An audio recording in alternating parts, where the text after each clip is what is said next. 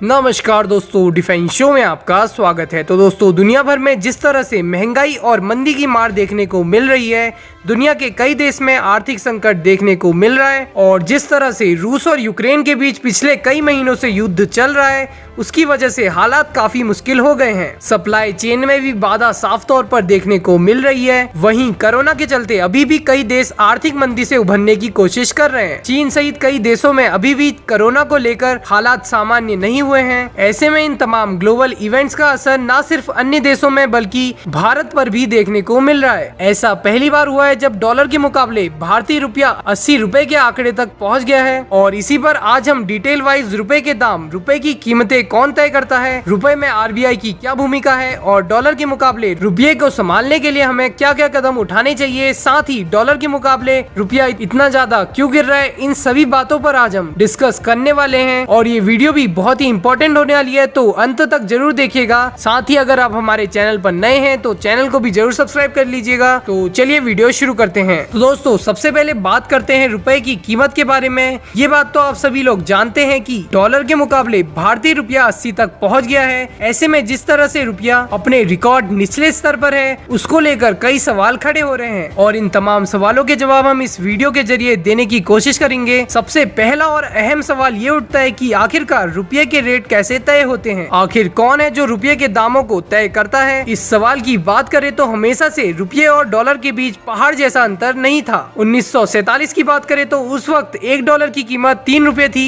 1985 में ये बढ़कर 12 रुपए अंक तक पहुंच गया, जिसके बाद 1995 में एक डॉलर की कीमत 32 रुपए तक पहुंच गई। वहीं 2011 में ये काफी हद तक बढ़कर 55 अंक तक पहुंच गया, लेकिन अब ये 79-80 रुपए के बीच ट्रेड कर रहा है। तो दोस्तों, अब हर किसी के दिमाग में ये सवाल जरूर आता होगा कि आखिरकार रुपए की कीमत तय कौन करता है। और इस सवाल का सीधा और आसान सा जवाब ये है कि रुपए के दाम को कोई नहीं तय करता है, बल्कि ये बाजार के उतार चढ़ाव, देश का विदेशी मुद्रा भंडार, देश की अर्थव्यवस्था पर निर्भर करता है। आसान भाषा में बात करें तो रुपए की कीमत इसकी नेगोशिएट पर निर्भर करती है, यानी कि रुपए की मांग जितनी अधिक होगी तो डॉलर की तुलना में रुपए की कीमत उतनी ही अधिक हो जाएगी, जबकि अगर रुपए की मांग कम होगी तो डॉलर की तुलना में इसकी कीमत उतनी ही घटेगी। इसे आसान भाषा में समझे तो जब आप किसी दूसरे देश में घूमने के लिए जाते हैं तो आप रुपए देकर वहाँ के करेंसी को खरीदते हैं। ठीक ऐसे ही अगर भारत के इंडस्ट्री को दूसरे देश से कोई खरीद करना चाहेगा तो उसे ये खरीद रुपए में नहीं बल्कि डॉलर में करनी होती है, यानी कंपनी को इंडस्ट्री को रुपए देकर डॉलर खरीदने पड़ते हैं। और अगर भारत को रूस से कच्चा तेल खरीदना है तो उसे पेमेंट रूबल में करना होता है। जी हाँ, पहले भारत को रुपए के बदले रूबल लेना होगा और इस रूबल से भारत कच्चा तेल खरीद सकता है। इसी पर जब कोई विदेशी कंपनी भारत आती है या फिर वह अपना बिजनेस भारत में शुरू करती है तो उसे भी अपनी देश की करेंसी देकर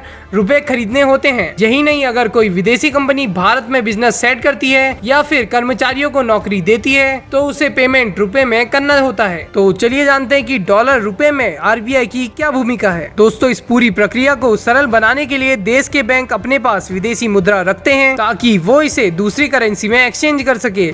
हालांकि यहाँ ये ध्यान रखने वाली बात है कि बैंक कितनी विदेशी मुद्रा अपने पास रख सकता है। दोस्तों, ये भी रिजर्व बैंक ऑफ इंडिया तय करती है और रिजर्व बैंक ऑफ इंडिया के नियमों के बेसिस पर ही बैंक अपने पास विदेशी मुद्रा रखते हैं, जिसके जरिए वो रुपए लेकर इसे देते हैं। तो चलिए अब जान लेते हैं कि रुपए को संभालने के लिए क्या जरूरी कदम उठाने चाहिए। तो दोस्तों, जब रुपए की कीमत डॉलर के मुकाबले काफी गिरने लगती है तो रिजर्व बैंक ऑफ इंडिया कई अहम कदम उठाता है, अपनी नीतियों में बदलाव करता है जिससे कि डॉलर की मांग को कम किया जा सके। आरबीआई कुछ डॉलर को अपने मुद्रा कोष से निकाल कर बेच सकती है या भारतीय मार्केट में उतार सकती है और इंपोर्ट को मुश्किल करने के लिए नियमों को सख्त किया जा सकता है, जिससे कि डॉलर की मांग कम होती है। ऐसा होने पर अक्सर आपने ध्यान दिया होगा कि आईफोन और अन्य विदेशी सामानों के दाम बढ़ जाते हैं। भारतीय सामानों को विदेशी ग्राहक अधिक खरीदे, इसके लिए कुछ बदलाव किए जा सकते हैं जिससे कि डॉलर का भंडार बढ़े। ऐसे ही कई और कदम रिजर्व बैंक डॉलर की मांग को देश में कम करने के लिए उठा सकती है। तो दोस्तों, चलिए अब ये भी जान लेते हैं कि आखिरकार डॉलर के मुकाबले इन दिनों रुपया क्यों गिर रहा है। दोस्तों, रुपए की गिरती कीमतों के बारे में बात करें तो इसके 3 मुख्य बड़े कारण हैं। पहली ये कि लोग बड़ी मात्रा में डॉलर को खरीद रहे हैं, दूसरी ये कि तेल की कीमतों में काफी इजाफा हो रहा है और तीसरी ये कि करंट अकाउंट डेफिसिट यानी कि इंपोर्ट और एक्सपोर्ट में अंतर काफी बढ़ रहा है। पिछले साल की बात करें तो कई बड़े बड़े आईपीओ देश में लॉन्च हुए और कई विदेशी इन्वेस्टरों ने